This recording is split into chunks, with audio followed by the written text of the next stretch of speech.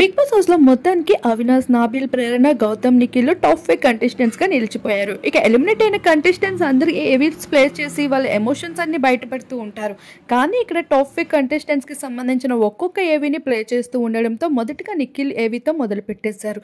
ఇక నిఖిల్ సోనియా నుండి యష్మి వరకు, అలానే తన మదర్ వచ్చిన సెంటిమెంట్ వరకు ప్రతిదీ కూడా ప్లే చేయడం అనేది అందరినీ ఎమోషన్ చేస్తూ వచ్చేసింది. ఇక తన కావ్యని ఎంతలా మిస్ అవుతున్నాడనే విషయాన్ని అన్నిటినీ చూపిస్తూ రావడంతో నిఖిల్ జెన్యూనిటీ ఏవీలో అయితే క్లియర్గా కనిపించేసింది.